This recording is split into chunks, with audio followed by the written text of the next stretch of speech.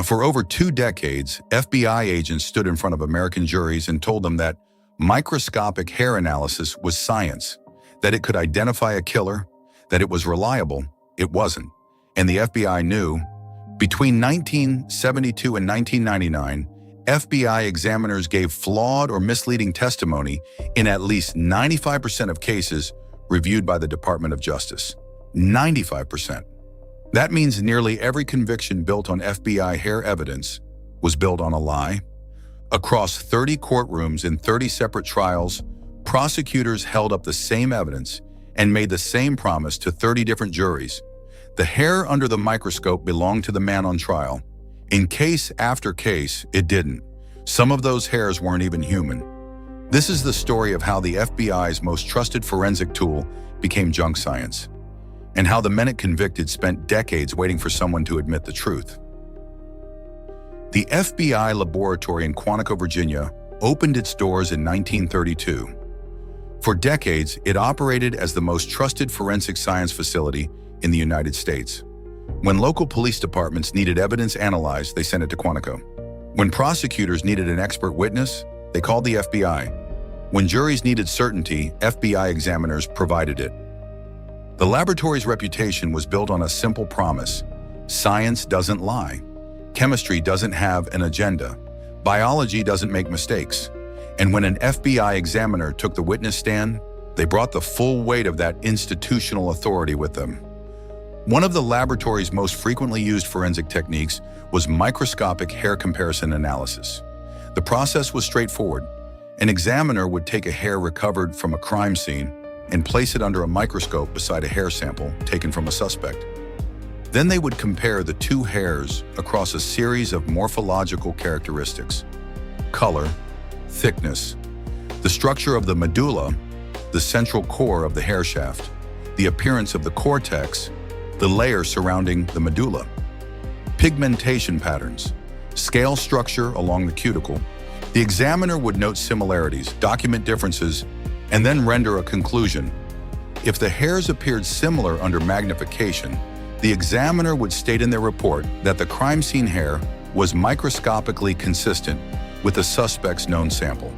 That phrase, microscopically consistent, would appear in the FBI's official documentation. It would appear in the prosecutor's evidence list, and it would appear in the examiner's courtroom testimony. To a jury, it sounded like a match. But before we get to the courtroom, you need to understand how a single hair under a microscope became more powerful than a confession. Michael Malone joined the FBI laboratory's hair and fiber unit in the early 1970s. Over the next 25 years, he became the Bureau's most prolific hair analyst. He examined evidence in hundreds of criminal cases. He testified in courtrooms across the country. He was the FBI's expert on hair. When Malone took the stand, he did not present himself as offering an opinion. He presented data. He described his methodology. He walked juries through the comparison process step by step, using scientific terminology that sounded precise, authoritative, unassailable. He would explain that he had examined the crime scene hair and the defendant's known hair sample, that he had compared them across multiple morphological characteristics, that, in his professional opinion as an FBI-trained examiner, the hairs were microscopically consistent. Defense attorneys rarely challenged him. They had no forensic expert to counter his testimony. They had no database to reference. They had no studies to cite. They had one man from the FBI with decades of experience telling a jury that the hair evidence pointed to their client, and juries believed him. What Malone did not tell those juries, what no FBI hair examiner told any jury during those decades, was that the technique had never been scientifically validated.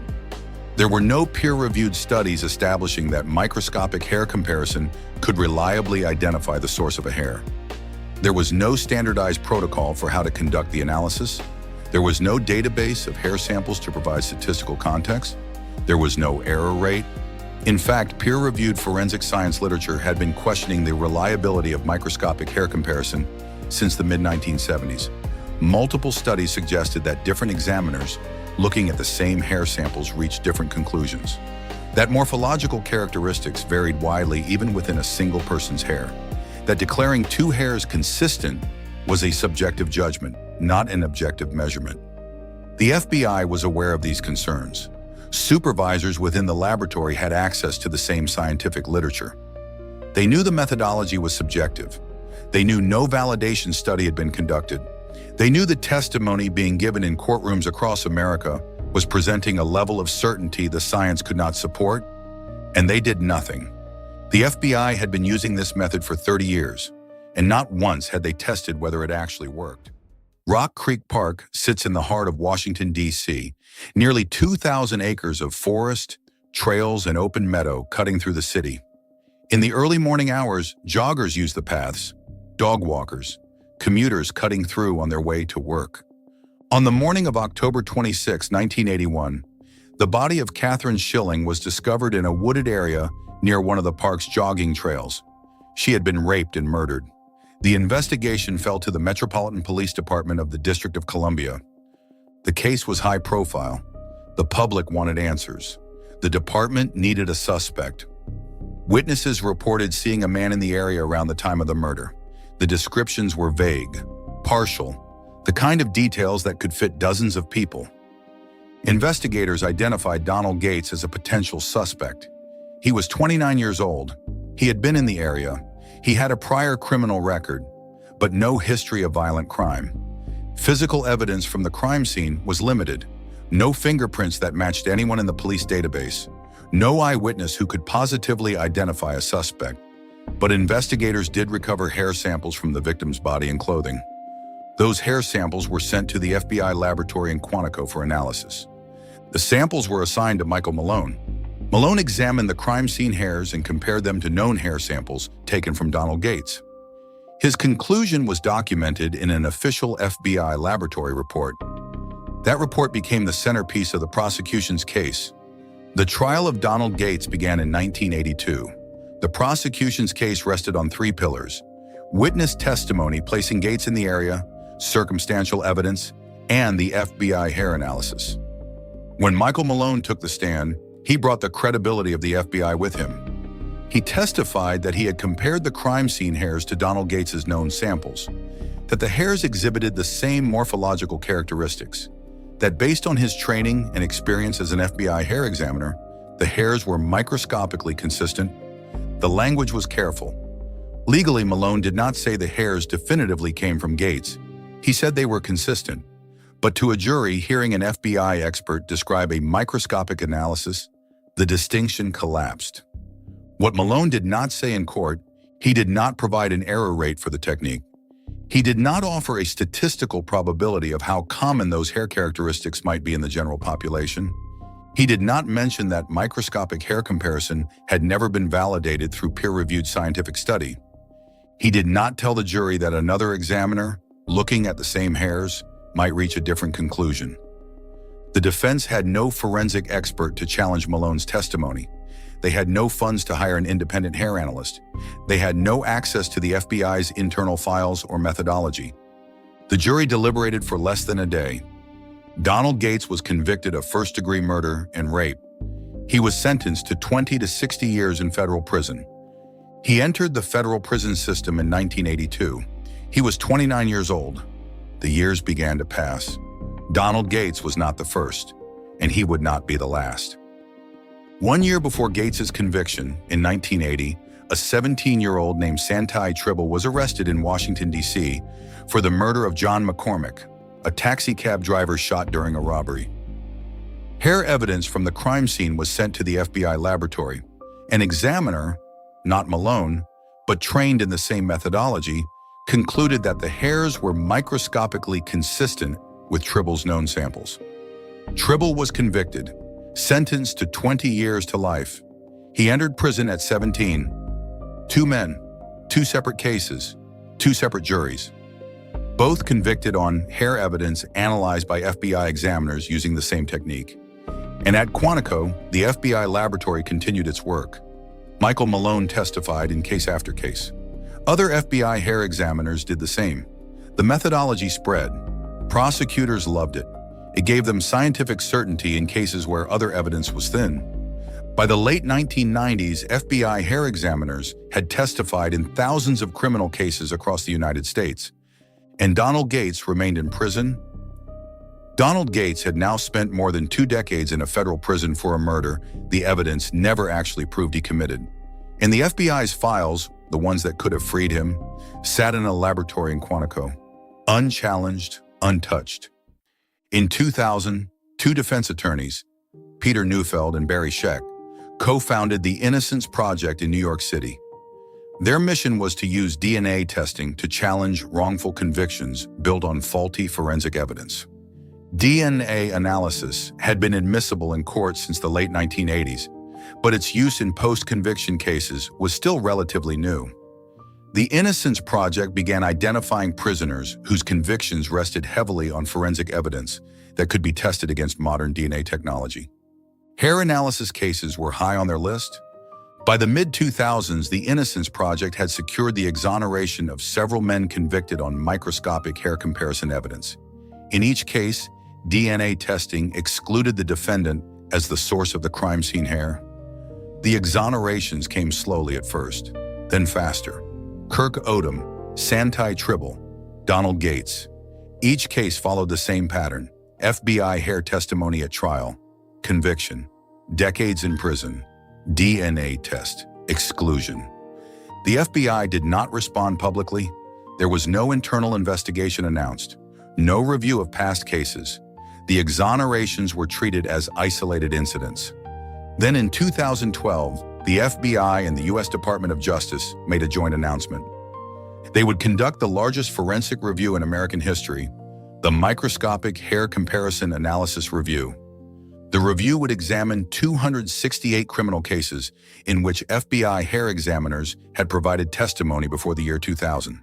Cases would be selected based on the availability of trial transcripts and evidence. Independent experts would review the original examiner testimony and compare it to scientific standards. The review took years. In 2015, the findings were released. In 95% of the cases reviewed, FBI examiners had provided testimony that was either scientifically flawed or exceeded the limits of what the evidence could support. The flaws were consistent. Examiners had overstated the certainty of their conclusions. They had testified to matches when the science supported only an association. They had presented subjective opinions as if they were objective scientific facts. Michael Malone's testimony appeared in dozens of the reviewed cases. In the vast majority, his testimony was found to contain the same overstatements and unsupported conclusions as his peers. In April 2015, the FBI issued a formal acknowledgement. The statement described the flawed testimony as containing errors. It did not use the word fraud. It did not suggest intentional misconduct. It did not name criminal liability. The tone was measured, institutional, an acknowledgement of a problem that had been corrected. Santai Tribble's case was among those re-examined. The hair that FBI examiners had testified was microscopically consistent with Tribble's known sample. The hair that helped convict him of murder at age 17 was subjected to DNA testing. The DNA did not match Santai Tribble. Further analysis was conducted to determine the source of the hair. The hair was not human. For 32 years, Santai Tribble had been imprisoned based on testimony that a dog hair was microscopically consistent with his own. The review was complete. The findings were documented. The institutional acknowledgement had been made. The review was complete. The numbers were damning. Now came the part the FBI had never planned for. The men who were still alive to be freed. The exonerations began. Kirk Odom, convicted 1981, Washington, D.C. rape and murder. FBI hair testimony, microscopically consistent. DNA testing excluded. 26 years in prison, exonerated 2012. Santai Tribble, convicted 1980, Washington, D.C. murder. FBI hair testimony, microscopically consistent. DNA testing excluded. Hair was not human, 32 years in prison. Exonerated 2012. Donald Gates, convicted 1982. Washington, D.C. rape and murder. FBI hair testimony, Michael Malone, microscopically consistent. DNA testing excluded. 28 years in prison, exonerated 2009. Josiah Sutton, Texas, 13 years. Exonerated 2004. Jimmy Ray Bromgard, Montana, 15 years, exonerated 2002. Timothy Durham, Oklahoma, 4 years, exonerated 1997. Claude Garrett, California, 28 years, exonerated 2010. Case after case, year after year, men walking out of prisons across America because the science that convicted them was never science at all. Donald Gates entered prison in 1982 at the age of 29. He was sent to a federal correctional facility to serve a sentence of 20 to 60 years for the rape and murder of Catherine Schilling. The cell was 6 feet by 9 feet. The days began to pass. In the first years, his mother and father visited regularly. They lived in Washington, D.C.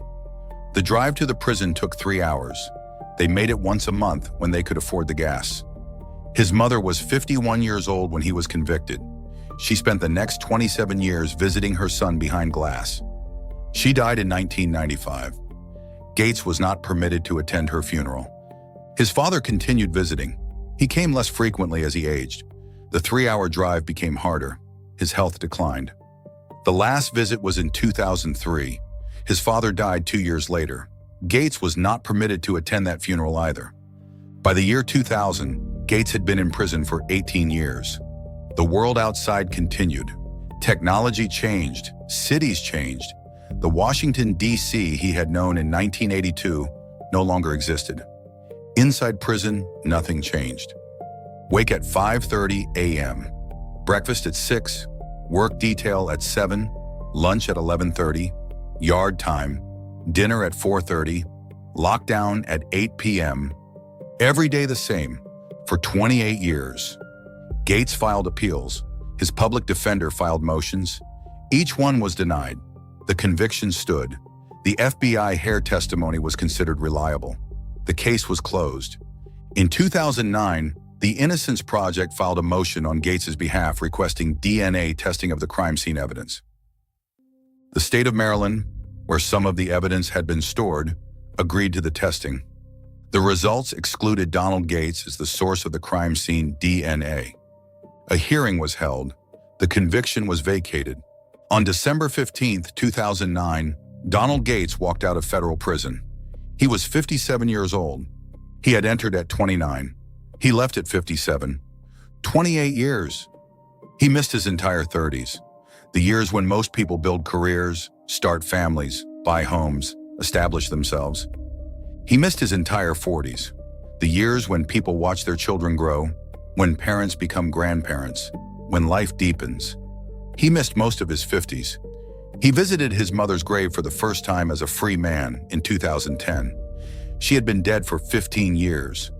He returned to his old neighborhood in Washington, D.C. The buildings were different. The people were different. The corner store where he used to buy groceries was gone. He tried to find work. Every application asked if he had ever been convicted of a felony.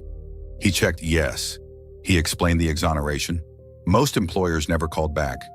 He had no savings, no assets, no retirement fund, no Social Security accumulated during those 28 years. The District of Columbia offered compensation for wrongful imprisonment. The process was bureaucratic, slow, conditional. The compensation was calculated at a fixed rate per year of imprisonment, a formula that attempted to assign a dollar value to 28 years of life. No amount could return his 20s, his 30s, his 40s. No amount could bring back his parents. No amount could give him the life he should have lived. At 57 years old, Donald Gates was trying to start over, learning to use a cell phone, learning to navigate the internet, learning to live in a world that had moved forward without him for nearly 3 decades. He looked in the mirror and saw a stranger. The 29-year-old who entered prison in 1982 was gone. The man he should have become, the husband, the father, the working man with a life, was gone too. December 15, 2009, the day he walked free. But freedom was not the same as having those years returned. The FBI's formal statement in 2015 described the testimony as containing errors, a word that implies accident. The methodology was used for 30 years. It was never validated. It was never tested for error rates. It was never subjected to rigorous peer review. It was presented in courtrooms as science. It was not science. Michael Malone retired from the FBI. No criminal charges were filed against him. No professional sanctions were imposed. The other FBI hair examiners whose testimony was found flawed faced no criminal liability. The Department of Justice review was completed. The report was filed. The audit was closed. The men who were exonerated were released. They received compensation. Some received apologies. The ones who died in prison before DNA testing became available never received anything. The 9 who were executed are gone. Their cases can never be reviewed. Their innocence or guilt can never be known with certainty. And somewhere in America, today, in a courtroom no one is paying attention to, a prosecutor is presenting microscopic hair analysis as evidence. Because microscopic hair comparison analysis is still permitted as evidence in multiple U.S. states. The audit closed. The files were archived.